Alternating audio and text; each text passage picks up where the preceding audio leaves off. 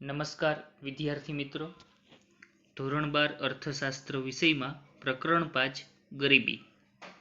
આ ચેપ્ટરના જે મોટા ક્વેશ્ચન હતા એ બધા સમજૂતીમાં પૂરા.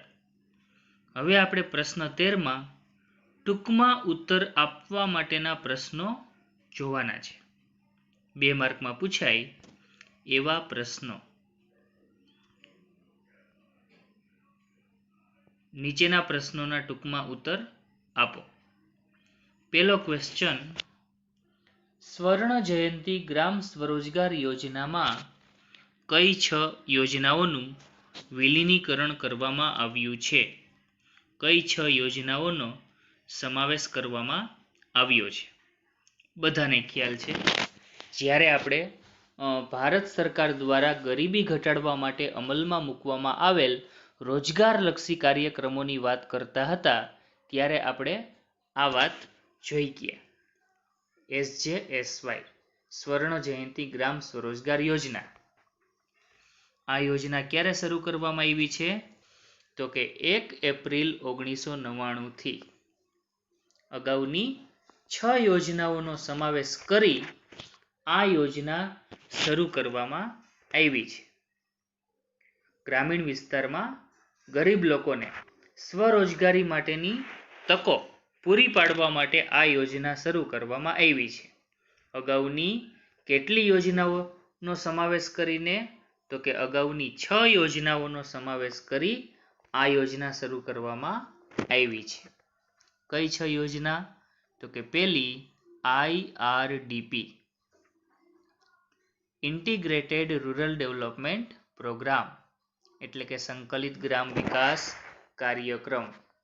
બીજી TRYSEM TRYSEM training of rural youth for self employment ગ્રામીણ યુવકોને સ્વરોજગારી માટેની તાલીમ આપતી યોજના.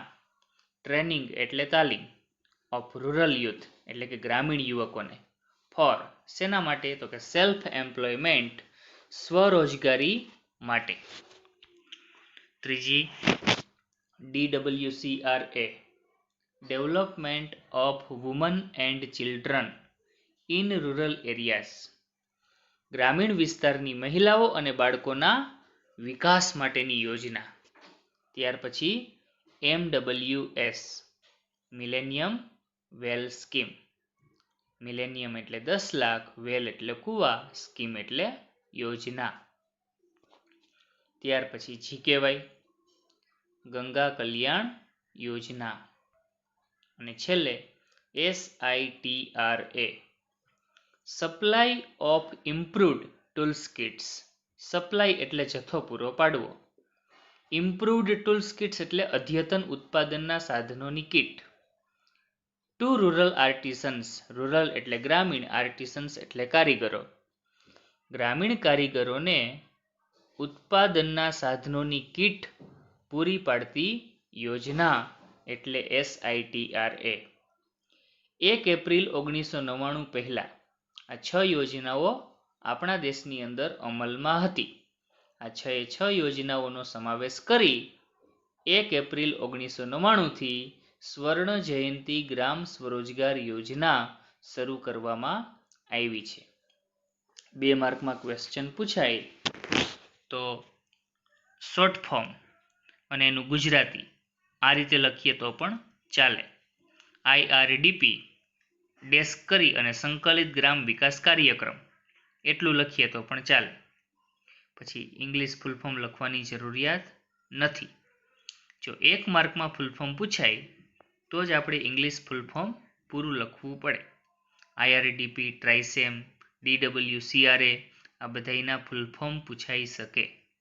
આપણે સ્પેલિંગ વ્યવસ્થિત રીતે યાદ રાખવા પડે. બીજો ક્વેશ્ચન, ગરીબી રેખાનો આવક અભિગમ સમજાવો. જોઈએ, ગરીબી રેખાનો આવક અભિગમ કોને ગણશું? બધાને ખ્યાલ છે કે જીવન જરૂરી ચીજ વસ્તુઓ અને સેવાઓ ખરીદવા માટે નક્કી કરવામાં આવેલ આવક કે ખર્ચની લઘુત્તમ સપાટી એટલે ગરીબી રેખા. જીવન જરૂરી ચીજવસ્તુઓ અને સેવાઓ ખરીદવા માટે નક્કી કરવામાં આવેલ આવક કે ખર્ચની લઘુત્તમ સપાટી એટલે ગરીબી રેખા. ગરીબી રેખા દ્વારા જે કાંઈ આવક અને ખર્ચની લઘુત્તમ સપાટી નક્કી કરવામાં આવી છે એનાથી પણ ઓછી આવક ધરાવતો વર્ગ કે ઓછો ખર્ચ કરનાર વર્ગ આવક અભિગમ મુજબ ગરીબ ગણાય. આમ ગરીબી એક અભાવની સ્થિતિ છે. જે વ્યક્તિ ગરીબ હોય એ વ્યક્તિ અભાવની સ્થિતિમાં જીવતો હોય, બધું જ ઘટતું હોય. ભારતમાં ગરીબી રેખા નક્કી કરવા માટે લઘુત્તમ કેલરી પ્રાપ્ત કરવા માટે ખોરાક પાછળ થતો લઘુત્તમ વપરાશી ખર્ચ ધ્યાનમાં લેવાયો છે. બધાને ખ્યાલ છે ભારતમાં ગરીબી રેખા નક્કી કરવા માટે કેલરી પ્રાપ્ત કરવા ખોરાક પાછળ થતો લઘુત્તમ વપરાશી ખર્ચ ધ્યાનમાં લેવાય છે. અહીં શિક્ષણ, આરોગ્ય જેવા અન્ય જરૂરી ખર્ચાઓ ધ્યાનમાં લીધા નથી, જે આવક અભિગમની મર્યાદા ગણી શકાય. આપણે જ્યારે ગરીબીનું સ્વરૂપ સમજતા હતા પ્રશ્ન 2માં, ત્યારે નિરપેક્ષ ગરીબીની વાત કરતા હતા. એમાં આપણે ગરીબી રેખાના ખ્યાલની મર્યાદા જોઈ હતી.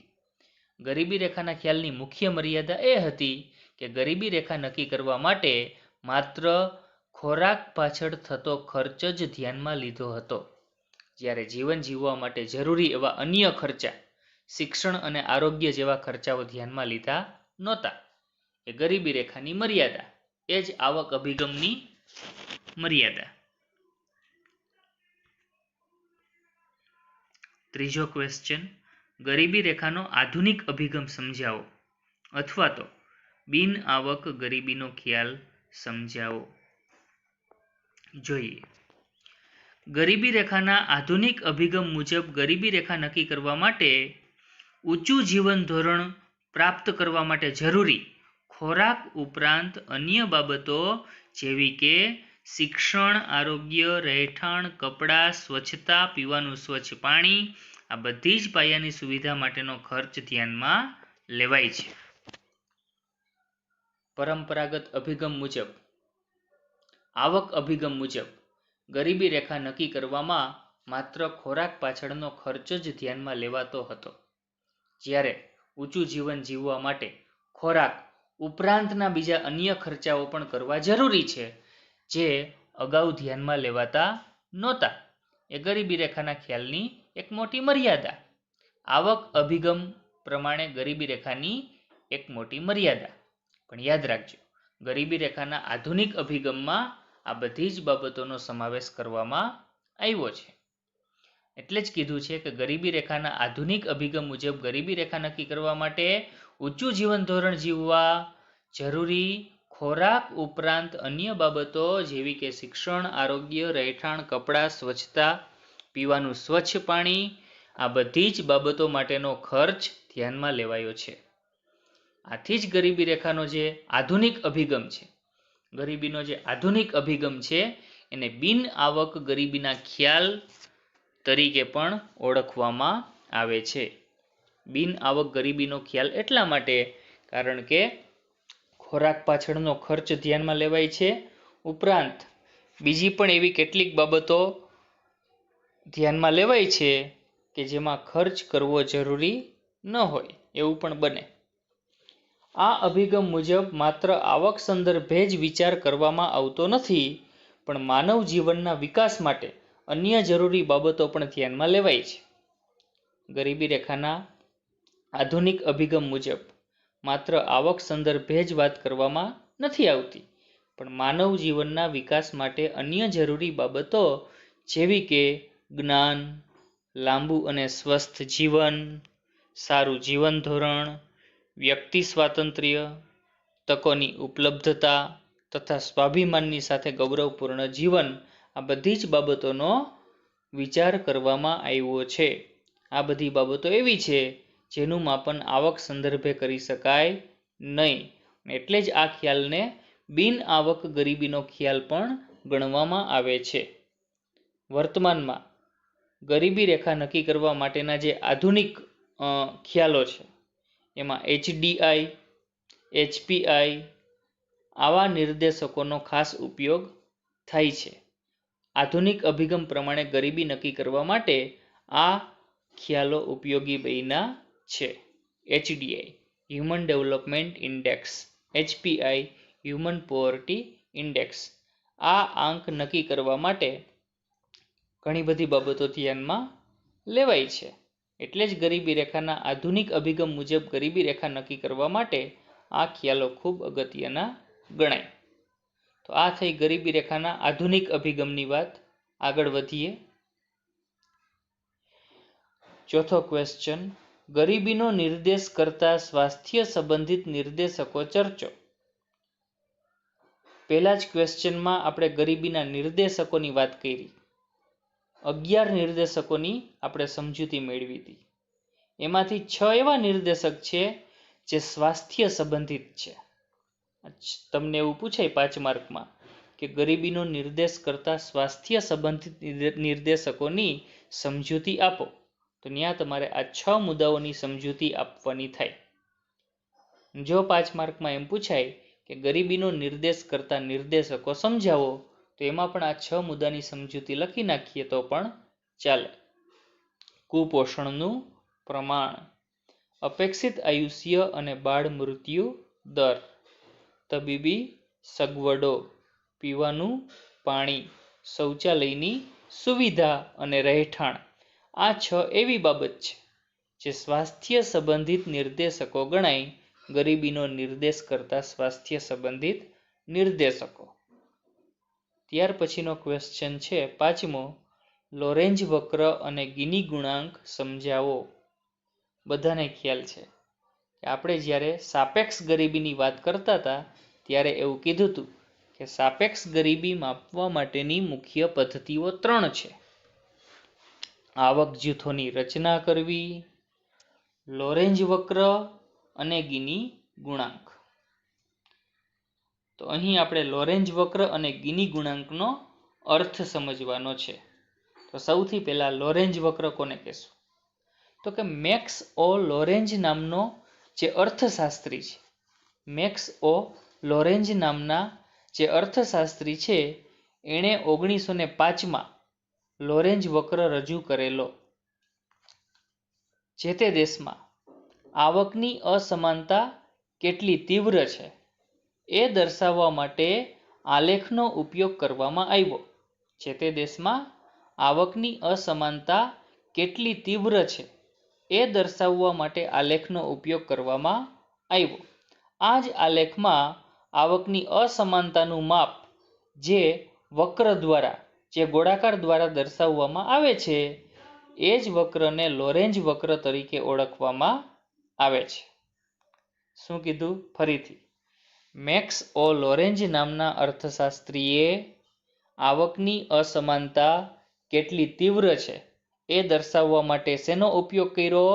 તો કે આલેખનો ઉપયોગ કર્યો. આ જ આલેખમાં આવકની અસમાનતા દર્શાવતો જે વક્ર દોરાય છે એને જ લોરેન્જ વક્ર તરીકે ઓળખવામાં આવે છે. 1905માં આ લોરેન્જ વક્ર તૈયાર કરવામાં આવ્યો હતો, આલેખ તૈયાર કરવામાં આવ્યો હતો. કોના દ્વારા? તો કે મેક્સ ઓ લોરેન્જ નામના અર્થશાસ્ત્રી દ્વારા. ત્યાર પછી ગિની ગુણાંક. ઇટાલીના અર્થશાસ્ત્રી ગિનીએ 1910માં આ ગુણોત્તરની રચના કરી. અહીં ગિની ગુણાંક એ શું છે? તો કે લોરેન્જ વક્ર પર આધારિત આવક તથા સંપત્તિની વહેંચણીનું એક સંખ્યાત્મક માપ છે. લોરેન્જ દ્વારા જે આલેખ તૈયાર કરવામાં આવ્યો હતો એમાં આલ્ફાબેટનો ઉપયોગ થયો હતો, જ્યારે ગિની દ્વારા જે આલેખ રજૂ થયો એમાં એણે સંખ્યાત્મક માપ લીધું. એના આધારે આવક અને સંપત્તિની અસમાન વહેંચણીની તીવ્રતા નક્કી કરવામાં આવે છે, જેનું મૂલ્ય 0 થી 1 વચ્ચે નક્કી કરવામાં આવ્યું છે. અહીં આપણે એટલું યાદ રાખશું ગિની ગુણાંક માટે કે ઇટાલીના અર્થશાસ્ત્રી ગિનીએ 1910માં આ ગુણાંકની રચના કરી. ગિની ગુણાંક શું છે? તો કે લોરેન્જ વક્ર પર આધારિત આવક તથા સંપત્તિની વહેંચણીનું એક સંખ્યાત્મક માપ છે, જેનું મૂલ્ય કોની વચ્ચે હોય? તો કે 0 થી 1 ની વચ્ચે હોય. લોરેન્જ વક્ર અને ગિની ગુણાંકનો માત્ર અર્થ પૂછાય છે, એની કોઈ ડિટેલમાં સમજૂતી પૂછાતી નથી. 2 માર્કમાં જો પૂછાય કે લોરેન્જ વક્ર અને ગિની ગુણાંક સમજાવો, તો આ પ્રમાણે આપણે યાદ રાખશું. લોરેન્જ વક્ર માટે આપણે એવું કહેવાનું છે કે આવકની અસમાનતા કેટલી તીવ્ર છે એ દર્શાવવા માટે આલેખનો ઉપયોગ થયો. જે આલેખમાં આવકની અસમાનતા દર્શાવતો વક્ર એ જ લોરેન્જ વક્ર 1905માં રજૂ થયો. જ્યારે ગિની ગુણાંક માટે આપણે એવું યાદ રાખવાનું છે કે લોરેન્જ વક્ર પર આધારિત આવક તથા સંપત્તિની વહેંચણીનું સંખ્યાત્મક માપ એ ગિની ગુણાંક છે. તો અહીં આપણે ટૂંકમાં ઉત્તર આપો એ ક્વેશ્ચનો જે હતા 2 માર્કના એ પૂરા. આ સાથે આપણું 5મું ચેપ્ટર અહીં પૂરું થાય છે.